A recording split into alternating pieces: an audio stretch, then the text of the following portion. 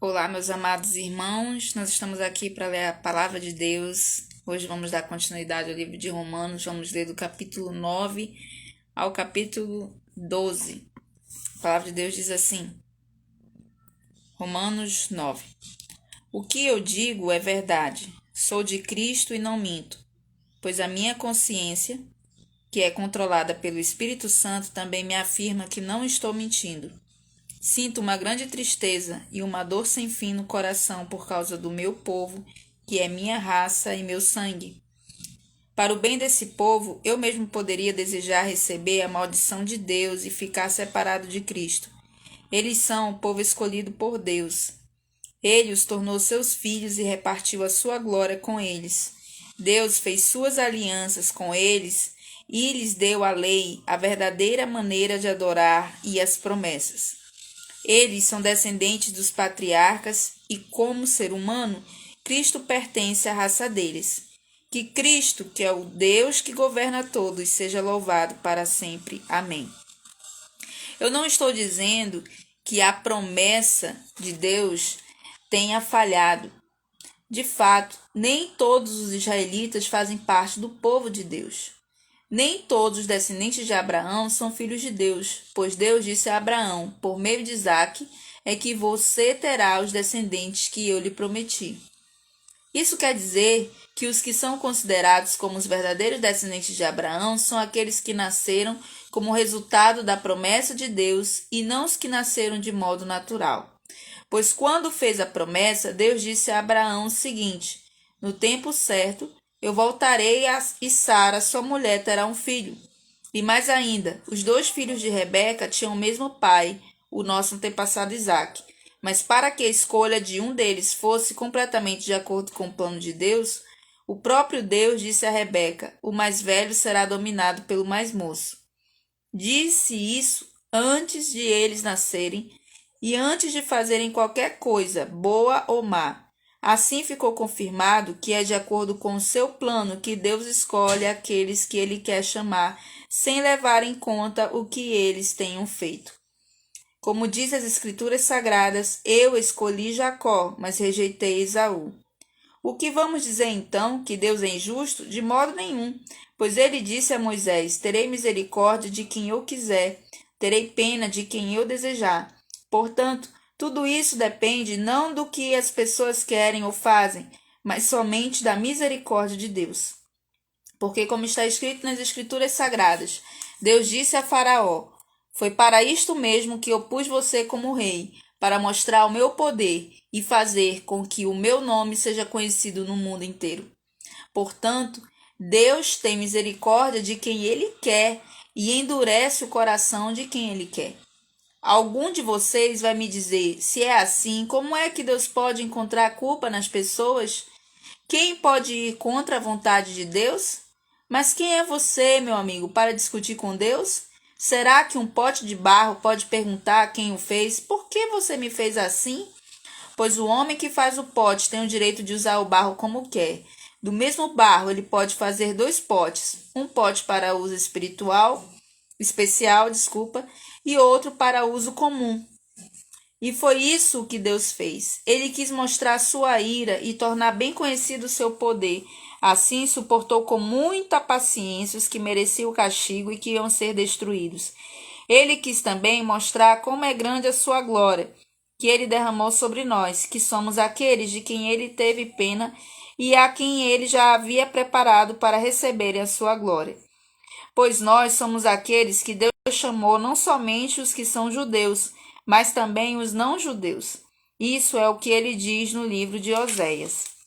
Aqueles que não eram meu povo, eu chamarei de meu povo. A nação que eu não amava, chamarei de minha amada.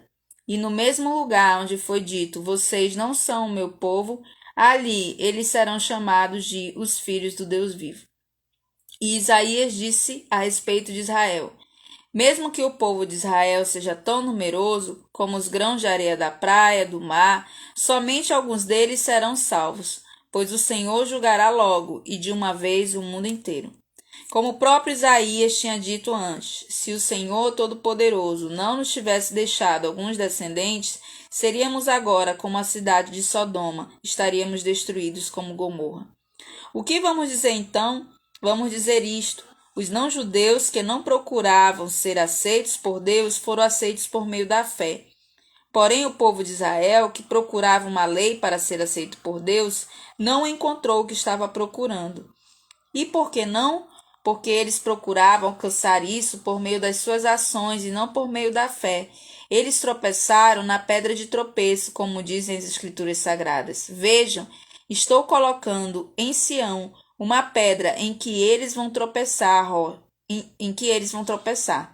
a rocha que vai fazê-los cair. Mas quem crer nela não ficará desiludido. Romanos capítulo 10. Meus irmãos, desejo de todo o coração que o meu próprio povo seja salvo, e peço a Deus em favor deles, porque eu sou testemunha de que eles são muito dedicados a Deus. Mas a dedicação deles não está baseada no verdadeiro conhecimento, pois eles não conhecem a maneira como Deus aceita as pessoas, e assim têm procurado conseguir isso da sua própria maneira. Eles rejeitaram o modo de Deus aceitar as pessoas, porque, com Cristo, a lei chegou ao fim, e assim os que creem é que são aceitos por Deus. Pois o que Moisés escreveu a respeito de as pessoas serem aceitas por Deus pela obediência à lei foi isto: viverá aquele que fizer o que a lei manda. Porém, quanto a ser aceito por Deus por meio da fé, Moisés diz o seguinte: não fiquem pensando assim: quem vai subir até o céu? Isto é, para trazer Cristo do céu. Nem pergunte: quem descerá ao mundo lá de baixo? Isto é, para fazer com que Cristo suba do mundo dos mortos. O que Moisés diz é isto: a mensagem de Deus está perto de você, nos seus lábios e no seu coração. Isto é, a mensagem de fé que anunciamos. Se você disser com a sua boca, Jesus é Senhor, e no seu coração crer que Deus ressuscitou Jesus, você será salvo. Porque nós cremos com o coração e somos aceitos por Deus. Falamos com a boca e assim somos salvos. Porque as Escrituras Sagradas dizem: quem crer nele não ficará desiludido. Isso vale para todos, pois não existe nenhuma diferença entre judeu e não-judeus. Deus é o mesmo Senhor de todos e abençoa generosamente todos os que pedem a sua ajuda. Como dizem as Escrituras Sagradas, todos os que pedirem a ajuda do Senhor serão salvos. Mas como é que as pessoas irão pedir se não crerem nele? E como poderão crer se não ouvirem a mensagem? E como poderão ouvir se a mensagem não for anunciada? E como é que a mensagem será anunciada se não forem enviados mensageiros? As Escrituras Sagradas dizem: como é bonito ver os mensageiros trazendo boas notícias. Mas nem todos aceitam a boa notícia do Evangelho. Foi Isaías quem disse: Senhor, quem creu na nossa mensagem? Portanto, a fé vem por ouvir a mensagem, e a mensagem vem por meio da pregação a respeito de Cristo. Mas eu pergunto: será que eles não ouviram a mensagem? É claro que ouviram. Como dizem as Escrituras, a voz deles se espalhou pelo mundo inteiro. As suas palavras alcançaram a terra toda. Eu pergunto ainda: será que o povo de Israel não soube disso? Moisés foi o primeiro a dar uma resposta. Ele disse: eu farei com que vocês fiquem com ciúmes de um povo que não é uma nação. Farei com que fiquem com raiva de uma nação de gente sem juízo. E Isaías foi mais corajoso ao anunciar o que Deus disse: eu fui achado por aqueles que não me procuravam, e apareci aos que não perguntavam por mim.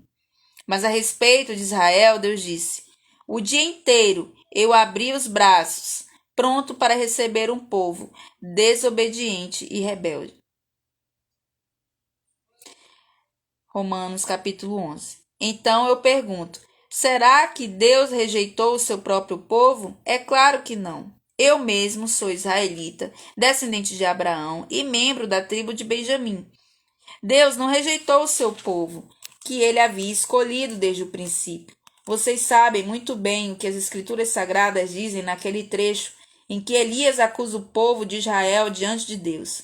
Elias diz assim: Senhor, eles mataram os teus profetas e destruíram os teus altares. Eu sou o único que sobrou e eles estão querendo me matar. O que foi que Deus disse a ele?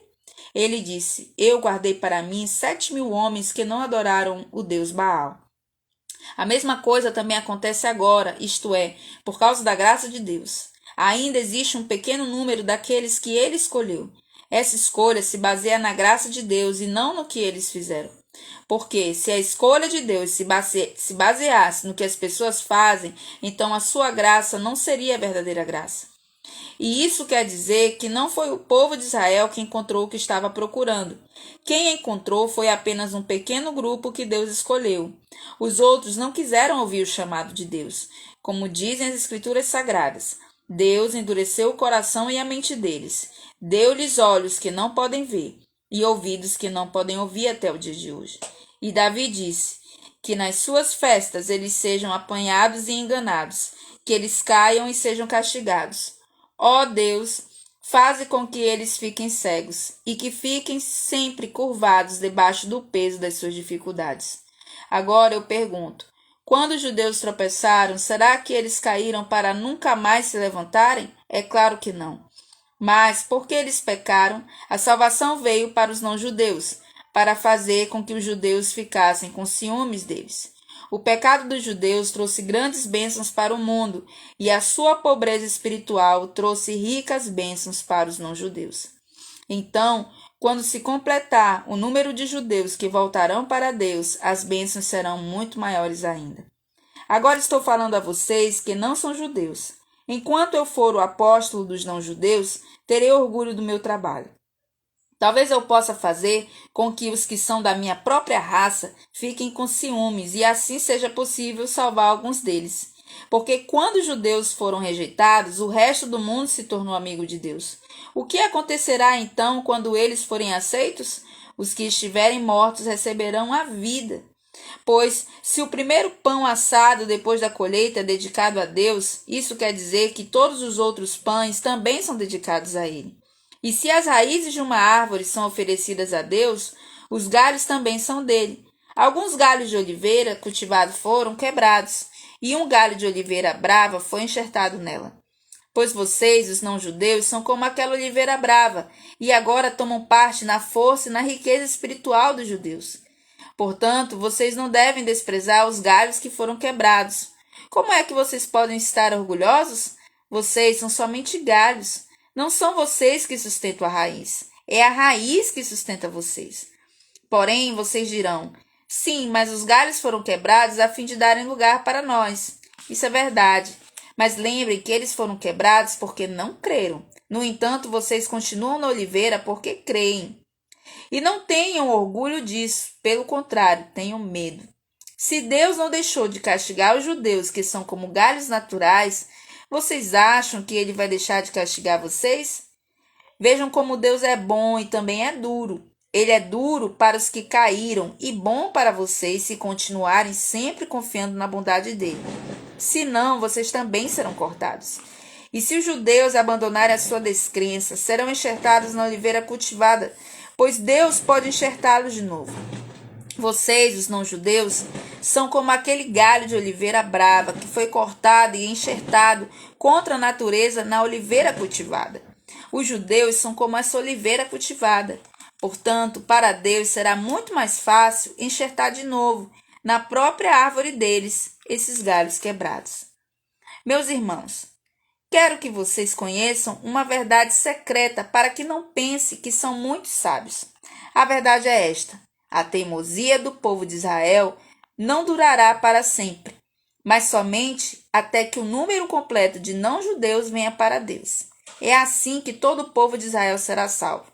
Como diz as Escrituras Sagradas, o Redentor virá de Sião e tirará toda a maldade dos descendentes de Jacó. Eu, o Senhor, farei esta aliança com eles quando tirar os seus pecados. Os judeus rejeitaram o evangelho e por isso são inimigos de Deus para o bem de vocês, os não-judeus. Mas, pela escolha de Deus, eles são amigos dele por causa dos patriarcas. Porque Deus não muda de ideia a respeito de quem ele escolhe e abençoa. Mas no passado, vocês que não são judeus, desobedeceram a Deus. Porém agora vocês receberam a misericórdia de Deus por causa da desobediência dos judeus. Assim, por causa da misericórdia que vocês receberam, os judeus agora desobedecem a Deus para que eles também possam receber agora a misericórdia dele. Pois Deus fez com que todos se tornassem prisioneiros da desobediência, a fim de mostrar misericórdia a todos. Como são grandes as riquezas de Deus, como são profundos o seu conhecimento e a sua sabedoria. Quem pode explicar as suas decisões? Quem pode entender os seus planos? Como dizem as Escrituras Sagradas. Quem pode conhecer a mente do Senhor? Quem é capaz de lhe dar conselhos? Quem já deu alguma coisa a Deus para receber dele algum pagamento? Pois todas as coisas foram criadas por ele, e tudo existe por meio dele e para ele. Glória a Deus para sempre. Amém. Romanos, capítulo 12. Portanto, meus irmãos, por causa da grande misericórdia divina, peço que vocês se ofereçam completamente a Deus como um sacrifício vivo, dedicado ao seu serviço e agradável a Ele. Esta é a verdadeira adoração que vocês devem oferecer a Deus. Não vivam como vivem as pessoas deste mundo, mas deixem que Deus os transforme por meio de uma completa mudança da mente de vocês. Assim vocês conhecerão a vontade de Deus, isto é, aquilo que é bom, perfeito e agradável a Ele. Por causa da bondade de Deus para comigo, me chamando para ser apóstolo, eu digo a todos vocês que não se achem melhores do que realmente são. Pelo contrário, pensem com humildade a respeito de vocês mesmos, e cada um julgue a si mesmo conforme a fé que Deus lhe deu. Porque assim como em um só corpo temos muitas partes, e todas elas têm funções diferentes, assim também nós, embora sejamos muitos, somos um só corpo por estarmos unidos com Cristo. E todos estamos unidos uns com os outros como partes diferentes de um só corpo. Portanto, usemos os nossos diferentes dons de acordo com a graça que Deus nos deu. Se o dom que recebemos é o de anunciar a mensagem de Deus, façamos isso de acordo com a fé que temos. Se é o dom de servir, então devemos servir. Se é o de ensinar, então ensinemos. Se é dom de animar os outros, então animemos. Quem reparte com os outros o que tem, que faça isso com generosidade. Quem tem autoridade, que use a sua autoridade com todo cuidado. Quem ajuda os outros, que ajude com alegria. Que o amor de vocês não seja fingido. Odeiem o mal e sigam o que é bom. Amem uns aos outros com o amor de irmãos em Cristo e se esforcem para tratar uns aos outros com respeito. Trabalhem com entusiasmo e não sejam preguiçosos. Sirvam o Senhor com o coração cheio de fervor. Que a esperança que vocês têm os mantenha alegres. Aguentem com paciência os sofrimentos e orem sempre. Repartam com os irmãos necessitados o que vocês têm e recebam os estrangeiros nas suas casas. Peçam que Deus abençoe os que perseguem vocês. Sim, peçam que Ele abençoe, não que amaldiçoe. Alegre-se com os que se alegram e chorem com os que choram. Tenham por todos o mesmo cuidado. Não sejam orgulhosos, mas aceitem serviços humildes. Que nenhum de vocês fique pensando que é sábio. Não paguem a ninguém o mal com o mal. Procurem agir de tal maneira que vocês recebam a aprovação dos outros. No que depender de vocês, façam todo o possível para viver em paz com todas as pessoas. Meus queridos irmãos, nunca se vinguem de ninguém, pelo contrário, deixem que seja Deus que dê o castigo. Pois as Escrituras Sagradas dizem: eu me vingarei, eu acertarei contas com eles, diz o Senhor. Mas façam como diz as Escrituras: se o seu inimigo estiver com fome, dê comida a ele. Se estiver com sede, dê água, porque assim você o fará queimar de remorso e vergonha. Não deixem que o mal vença vocês, mas vençam o mal com o bem. Aleluia. Senhor, nós te agradecemos por ler a palavra e por estarmos conectados com o Senhor, porque fazemos parte da oliveira. Abençoa cada irmão e que amanhã nós possamos continuar e perseverar na leitura da palavra, em nome de Jesus. Amém. Amém. O Senhor te abençoe em nome de Jesus.